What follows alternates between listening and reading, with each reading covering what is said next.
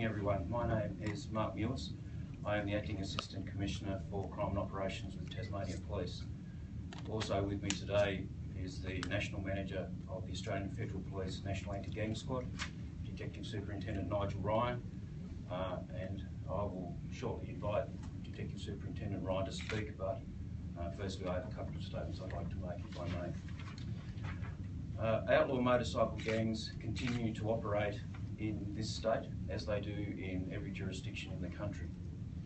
They continue to operate under the misguided belief that they can somehow work outside the law. They cannot, and this week they got a bit of a reality check. Over the last 3 days, members of Tasmania Police, together with the Australian Federal Police and the Australian Federal Police National Anti-Gang Squad, and law enforcement officers from other jurisdictions within the country, conducted a number of searches of outlaw motorcycle gang club rooms, residences of members and associates, vehicles and businesses. In all, approximately 90 police officers were involved in this operation, including approximately 30 interstate police officers, as well as drug detector dogs. 8 club houses associated with outlaw motorcycle gangs were searched. 30 residences associated with either gang members or their associates were searched. 3 businesses were searched, and a number of vehicles. As a result of these searches, over the last 3 days, we have seized a number of items, including 26 firearms, firearms parts, prohibited items such as ballistic vests and stun guns, illicit drugs such as crystalline methamphetamine or ice, ecstasy tablets and cannabis. We've also seized in excess of $200,000 in cash. Of particular note was the seizure of 9 handguns, many of which were loaded at the time that they were seized. 14 gang members have been arrested, gang members or associates, and a further 19 gang members or associates will be proceeded against by summons for various offences. In addition, members of Tasmania Police and the National Anti-Gang Squad detained a 48-year-old man from Mornington in a joint operation with the Department of Immigration and Border Protection. The man is a fully patched member and former president of the Kingston chapter of the Rebels Outlaw Motorcycle Gang. He has been flown to New South Wales, where he is currently detained in New South Wales Correctional Facility. These operations allow us to enhance our knowledge of the operations of outlaw motorcycle gangs and their membership, and they should consider themselves to be on notice that they will continue to be a very strong focus of our law enforcement activity. On that note, let me make it quite clear, these are not harmless motorcycle clubs. They are organised criminal enterprises, and we will continue to target them as part of our standard and law enforcement activities. We have a very simple message for outlaw motorcycle gangs in this state. We don't want you here, the broader community doesn't want you here, and if you choose to remain here and continue with your illegal activity, then you should do so with one eye over your shoulder. I'd like to now hand over to Detective Superintendent Ryan from the AFP, and after which we'll answer questions. Thank you.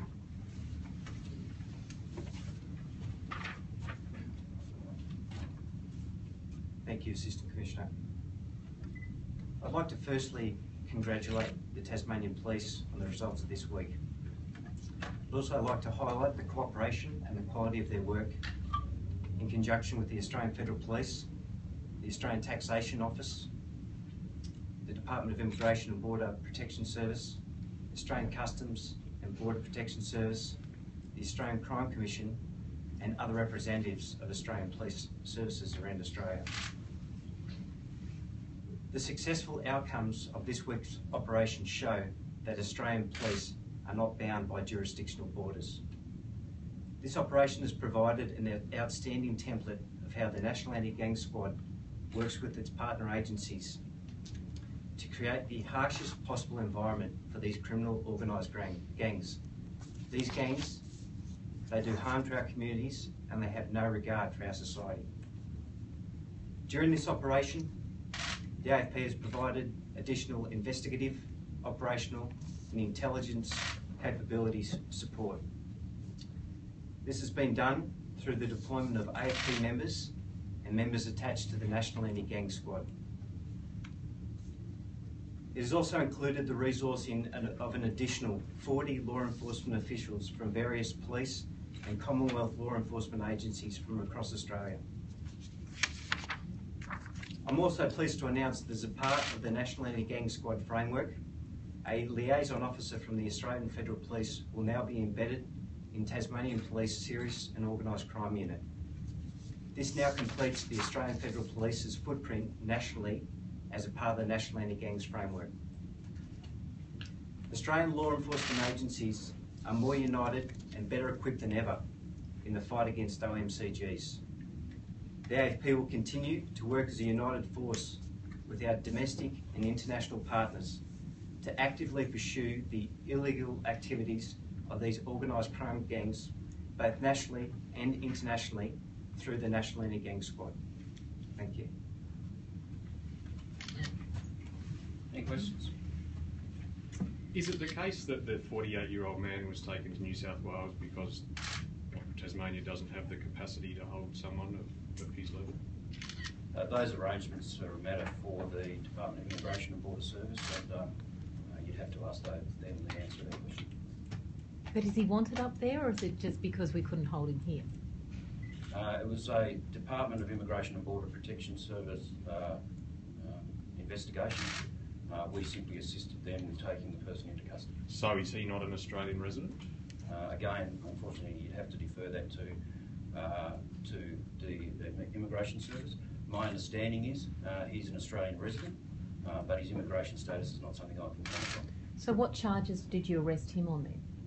He was arrested under the relevant legislation and the documentation issued by the Department of Immigration. Are you able to tell us the quantity of drugs seized in the operation? The quantity of drugs varied across the drugs. I can provide that information at a later time. I don't have those specific details. It's quite complex because of the variety of drugs that were taken, but we can provide that information at a later time. Which gangs did you target? I'm sorry? Which gangs did you target? We targeted all of the known 6 outlaw motorcycle clubs in Tasmania. Were any regions worse than others? What was the breakdown across the northwest, north and south? We may well be able to provide a breakdown across districts at a later time. I can't provide you with that specific detail at this stage, other than to say that we targeted all of the clubs that are known to operate within Tasmania. Where our intelligence provided us with the sufficient evidence to search those premises, we did. Where the evidence or the intelligence supported us to be able to enter residences, we did. And I think the results speak for themselves as to the criminal activity that's undertaken by these gangs in this state. Any particular club rank first in terms of seizures and arrests? No, I'm not going to talk about how you rank the clubs, other than to say that each of those clubs, in our view, and the evidence, as I say, would support our view, that they are all engaged in organised criminal activity. What's the story with the turtles? I can confirm that 2 turtles and a snake were seized from a residence. Those items, I understand, are prohibited by legislation. What about the prison cell searches? How does that tie in with the whole operation? We also, in cooperation with the Tasmanian Prison Service, conducted searches of 8 prison cells at Risdon Prison. Those searches were conducted of prisoners either that are known gang members or associates of gangs. Were seizures made from every one of the premises raided? I can't answer that question, I'm afraid. I believe that was the case, yes. Are you able to tell us what you found in the prison cell searches? No, I wouldn't be prepared to talk about that at the moment. That's a matter for the prison service, but I wouldn't be prepared to talk specifically about what was found in individual prisons. Well, can I ask what you were looking for? Any contraband, anything illegal, anything contrary to the regulations which govern the prisoners within the prison service. Is Tasmania a bit late to the party in this crackdown? You mentioned that we're the last state where the AFP is rolling out its sort of local personnel. I might defer the question in relation to the rolling out of the personnel, but I can say that certainly Tasmania is not late to the party on these investigations. We've been targeting outlaw motorcycle gangs for some time. You'll be aware that we've had some recent convictions in relation to gang members for trafficking in illicit drugs, and the outlaw motorcycle gangs have been at the front of our activities for quite some time and will continue to be so. How long was this operation resulting in the raids this week? The operation commenced on Tuesday morning, the 16th of June, and it concluded last night. So I mean like the lead up to it, how long were police working on raiding these specific properties? Well, the intelligence profiling and the building up of the operational planning took some time, probably in excess of a month, I would say, in terms of planning. But certainly our intelligence holdings that led to that planning are an ongoing activity that we undertake. So all this money that we're looking at now, would that be going back into that unexplained wealth? As you are aware, the legislation in relation to unexplained wealth was enacted in March last year, and we have already undertaken some investigations in relation to that unexplained wealth legislation. The Director of Public Prosecutions was recently announced that funding will be awarded to continue investigations into unexplained wealth. We will continue to support those investigations. The money that was seized over the last few days may well form part of further investigations in relation to unexplained wealth. On paper, this all seems really impressive, but compared to the gangs on the mainland, we're pretty minor, aren't we still? Can I say that it doesn't matter which state or territory that the outlaw motorcycle gangs operate in. They are organised criminal gangs who are causing harm to our communities right across the country. We are aware that our local gangs have direct links with outlaw motorcycle gangs and other chapters across the country. We are aware that in many cases these are national criminal enterprises, which is why we are participating in a national approach across law enforcement agencies across the country to target these gangs. When you say that you know that they're part of a national criminal enterprise and drug operation, have any of these guns that you seized, have they been used in crimes on the mainland? What are you backing that up with? At this stage, in relation to firearms, we haven't concluded our investigations into the identity and provenance of the firearms that we've found, but we have sufficient intelligence right across the country about the nature of outlaw motorcycle gangs and how they cooperate with each other, how they're structured, how their hierarchical arrangements work, and hence our national approach to these individuals. But are you alleging that, you know, the drugs that you found, say the ice and the speed, as part of an organised distribution network coming in from the mainland? Like, when you say that's a national criminal enterprise, specifically, what in Tasmania is part of a national criminal enterprise?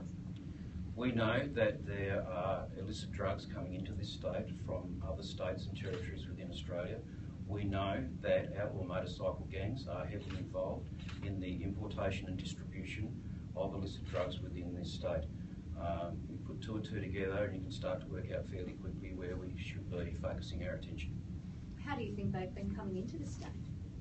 We are aware that there are a number of gateways for the importation of illicit drugs into this state, and we have a number of strategies and operations we have in place to target those gateways, and we will continue to be focusing on those routes and sources of drugs coming into the state. So presumably the airport's one of them. Will the AFP be bringing back any police presence at the Hobart and Launceston airports then? Again, I refer to Detective Superintendent Ryan for that question, and if you have any further questions for me, I can hand over to Detective Superintendent Ryan, who may be able to answer some of those questions for you. Just one more for you, please. The around 40 searches of different properties, whether they be clubs or houses or vehicles. Are you satisfied with 14 arrests? Is that a big enough number for all of those searches? I am extremely pleased with the success of this operation. This has been an outstanding success. We have seized prohibited items, we have seized illicit drugs, we've taken a number of firearms off the street, we have charged 14 outlaw motorcycle gang members or their associates. We are summoning another 19 in relation to various offences. I think it's been an outstanding success and it sends a very strong message to the outlaw motorcycle gangs in this state. So those 19 summons, they're obviously just people that haven't been able to be found over the last few days? The individual cases would be quite different, but there's certainly a decision was made at that time for the insufficient grounds to arrest those persons. For whatever reasons, I don't have all the details on those individual matters. Did everything go smoothly on the raids, or were there some resistance there?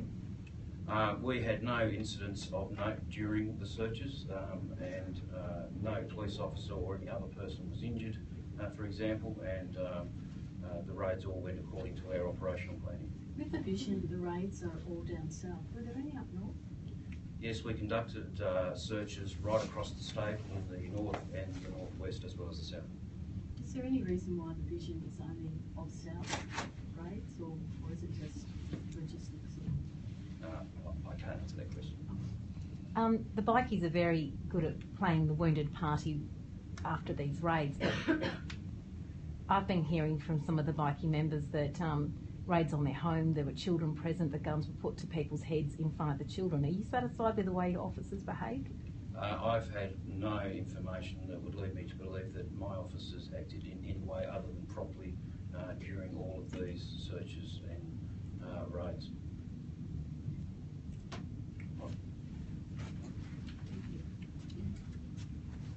Can you give us a bit more information about the personnel that are going to be based here in Tasmania as a result of this operation? Certainly, we have one member who will be acting as liaison officer with the Serious Organised Crime Unit at Tasmania Police. That person provides investigative capacity, but they're also a conduit into the National Anti-Gang Squad framework, which really enables Tasmania Police to tap into resources, capabilities from the Commonwealth agencies, and more importantly, it gives them the ability to tap into that information stream that we hold nationally, particularly on our holdings on outlaw motorcycle gangs. It's no secret we've had outlaw motorcycle gangs in Tasmania before this week. Why are we only just getting this person now? Well, look, the National Anti-Gang Squad has only been operating since January 2014, and I think after the inception of the National Task Force Morpheus, there is a national push in relation to how we approach OMCGs across the country, and this is really just a flow-on from what the identified priorities are and to establish that we have a national footprint. One of the things that the Acting Assistant Commissioner was saying is that Tasmania is part of a larger drug network being run by the bikies. Obviously that's coming in to the state somehow, whether it's via the airport or via the Spirit of Tasmania. We don't have federal police at our airports anymore. Is that something you're going to get serious about and look at reinstating? Well, the members that were in Hobart Airport previously were based there in relation to a security risk. Hobart Airport is still the jurisdiction of Tasmania Police, and they provide an appropriate presence in relation to the airport itself. The decision to have members removed from Hobart Airport was based after some serious consideration from the government's aviation security objectives, and that is a layered and proportionate approach to the threats that are present. So that's about as much I can say on that issue. Fair enough. Can I just ask, I'm a little bit confused. We've got the names of all the clubs down south, but we haven't got any information about anything from up north. Well, certainly, as the Acting Assistant Commissioner has mentioned, there is further information that may be provided as a breakdown across the state, but that's, again, for Tasmania Police to comment on. What's the next step as far as this operation? Is this it, you pull out now and everything goes back to normal, or what? How do you keep the pressure on at this point? Well, certainly, if you have a look at the arrangements nationally that have been put in place through the Australian Crime Commission Board, the National Task Force Morpheus looks at where the priorities are and how we approach high-value targets in the OMCG arena. So we meet quite frequently. We discuss how we might approach these issues, and we discuss the priorities across the nation. So where there is a priority area or a need, we're more than prepared to deploy our resources to assist where possible. How big a player is, I guess, Tasmania in the whole sort of spectrum of gangs across the nation? We're not seeing the same sort of bikie wars that we see in New South Wales. So how big a concern are the gangs in Tasmania to you? We're well aware that they are involved in criminal activities across the board, whether it be drugs, whether it be weapons, whether it be money laundering, violence, intimidation, extortion. These are criminal organised gangs, and whether there's violence here or not, they're still conducting illegal activities, which has been shown by the results of this operation this week. These bikies, they're dynamic, they're flexible, they're not bound by borders, they're able to move freely around the country, and the entire setup of the National Anti-Gang Squad and the National Task Force Morpheus is for that purpose, so that we're not bound by the borders either. Are we seeing Tasmania being used as a money laundering location for gangs that are largely on the mainland? I wouldn't be able to comment specifically in relation to that, but what we do know is that they are organised crime gangs, and where they are committing offences, issues around money laundering and drug dealing are always present. Why this week? Well, we worked in conjunction with the Tasmania Police. It was an appropriate time, the information was there, we were able to assist. No specific issue in relation to the time. Was there any information that they saw you coming, or were these all successful surprise raids? I think the results showed for themselves that they're successful. Whether they knew whether we were coming or not was a matter for them, I suppose. Last one? You might not be able to answer this, but there was some talk that the Crime Commission was going to come down here and hold hearings, the same as they were holding hearings on the mainland about the rebels. Do you know whether that's happened yet? I'm certainly not able to comment on that issue. Thank you. Thanks. Mark, there was some talk about police trying to